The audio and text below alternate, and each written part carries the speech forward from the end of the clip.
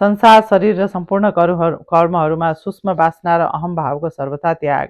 संसारका सम्पूर्ण पदार्थ मायाका कार्य हुनाले सर्वथा अनित्य छन् र एक सच्चिदानन्द धन परमात्मा नै सर्वत्र समभावले परिपूर्ण छ र भन्ने दृढ निश्चय राखी शरीर सहित संसारका सम्पूर्ण पदार्थहरूमा र सम्पूर्ण कर्महरूमा सूक्ष्म वासनाको सर्वथा अभाव हुनु अर्थात् अन्तःकरणमा तिनको चित्र संस्कार रूपले पनि नरहनु एवं शरीरमा अहम भावको सर्वथा अभाव भएर मन वचन र शरीरद्वारा हुने सम्पूर्ण कर्महरूमा कर्तापनको अभिमान लेस मात्र पनि नरहनु यो चाहिँ 7औं श्रेणीको त्याग हो।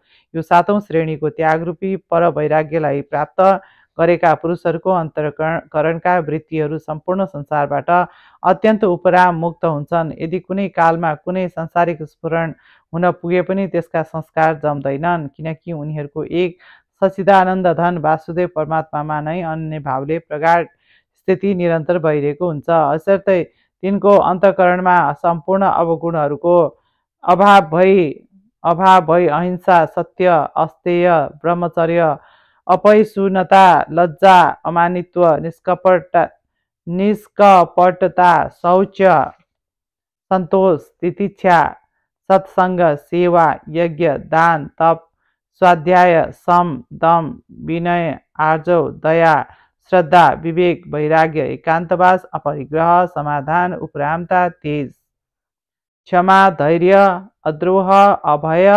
निरहङ्कारता, शान्ति र ईश्वरमा अनन्य भक्ति इत्यादि सद्गुणहरूको आविर्भाव स्वभावतः भइहाल्छ। यस प्रकार शरीर सहित सम्पूर्ण पदार्थहरूमा र कर्महरूमा वासना र अहम भावको अत्यन्त अभाव भएर एक सच्चिदानन्द धन परमात्माको स्वरूपमा नै एक भावले नित्य निरन्तर दृढ स्थिति रहनु ज्ञानको तेस्रो भूमिकामा परिपक्व अवस्थालाई प्राप्त गरेको पुरुषका लक्षण हुन्। उपयुक्त गुणहरूमध्ये कति त पहिलो र दोस्रो भूमिकामै प्राप्त हुन्छ, तर सम्पूर्ण गुणहरूको आविर्भाव त प्राय तेस्रो भूमिकामा नै हुन्छ, किनकि यो सबै भगवत प्राप्तिको अति नजिक पुग्ने पुरुषहरूको लक्षण एवं भगवत स्वरूपको साक्षात ज्ञानको हेतु हो।